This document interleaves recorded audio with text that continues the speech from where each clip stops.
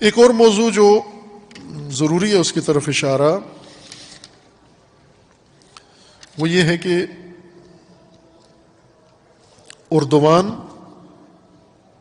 صدر اردوان نے جیسا پہلے اشارہ کیا تھا، جب آرمینیا کو شکست ہوئی، آذربائیجان کی حمایت ترکی نے کی اور آذربائیجان کو نگورنو قرباغ میں کامیابی ہوئی۔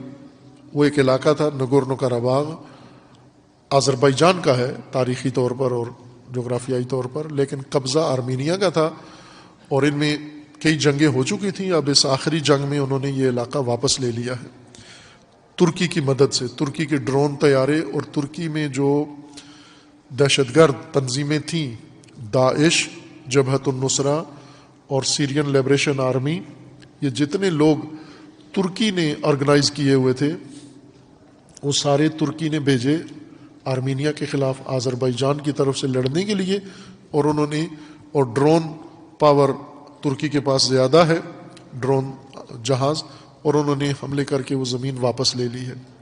اسی وقت یہ عرض کیا تھا کہ اس کامیابی سے اردوان، جو پہلے ہی خمار میں مبتلا ہے، سلطان اردوان بننا چاہتا ہے، اس کے حوصلے بلند ہوئے ہیں، اور ایسا ہی ہوا۔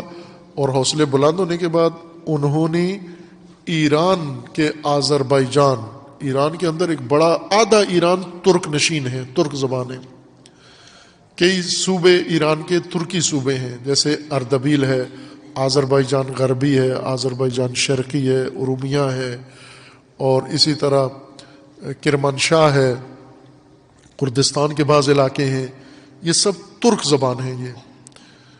اور اب آذربائیجان میں ایک تقریب کے اندر اردوان نے شعر پڑھا، اور وہ شعر، اس کا ترجمہ ایران کی تقسیم تھا۔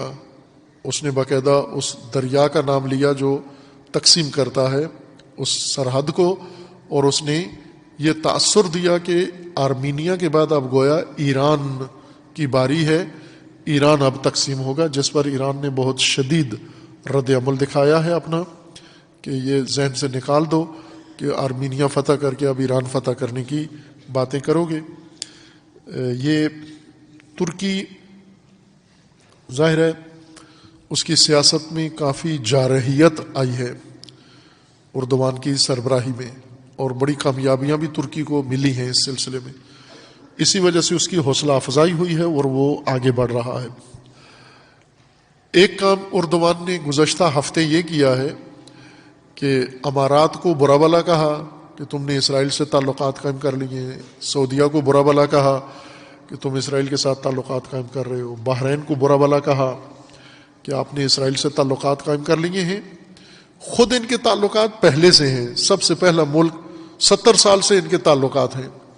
جو ہی اسرائیل بنا، سب سے پہلے 2 مسلمان ملکوں نے اس سے تعلقات قائم کیے، ایک ترکی اور ایک ایران نے۔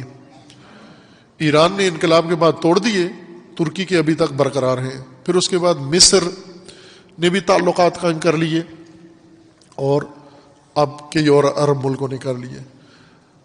2018 میں غزہ پر اسرائیل نے بمباری کی، اور اردوان نے اس وقت ایک چال یہ چلی کہ وہاں سے سیاسی ایک ایشو بنا کر اپنا سفیر احتجاجاً اسرائیل سے واپس بلا لیا۔ نتیجتاً اسرائیل نے بھی اپنا سفیر ترکی سے واپس بلا لیا 2018 سے، اور اب 2020 میں اسرائیل نے اپنا سفیر ترکی میں نہیں بھیجا۔ یک طرفہ طور پر ترکی نے، اردوان نے اپنا سفیر اسرائیل میں تعینات کر کے اور تعلقات معمول پر لے آئے ہیں۔ سفارت خانہ پہلے چل رہا تھا، سفارتی عملہ دونوں ملکوں کا اس میں تھا، سفیر نہیں تھا۔ علامتی طور پر، احتجاجی طور پر اب دوبارہ اس نے یہ کام کر دیا ہے۔ ترکی کے اوپر امریکہ نے پابندیاں لگا دی ہیں۔ ترکی روس سے ایسا اسلحہ خرید رہا ہے جو امریکی اسلحے کا توڑ ہے۔ امریکہ نے، ٹرمپ نے جاتے جاتے ترکی پر پابندیاں لگا دی ہیں۔ ترکی نیٹو کا حصہ ہے، اور اس بارے میں بھی ترکی ابھی کہا جاتا ہے کہ اسرائیل سفیر بھیجنا اس لیے ہے تاکہ ان پابندیوں کو اٹھوائے، اور امریکہ کا نیا صدر جو جنوری میں بننے والا ہے، جو بائیڈن، جس کی باقاعدہ صدارت کا اعلان ہو گیا ہے، ٹرمپ کی شکست کا باقاعدہ وہاں کے الیکشن کمیشن نے اعلان کر دیا ہے، 20 جنوری کو یہ صدر بنے گا۔ اس صدر کی خوشنودی کے لیے ترکی نے اپنا سفیر خیر سگالی کے طور پر اسرائیل بھیج دیا ہے، اور اسرائیل نے ابھی تک جواب نہیں دیا ان کو۔ بہرکیف یہ ایک سیاست ہے جو مشرق وسطیٰ کے اندر جاری ہے۔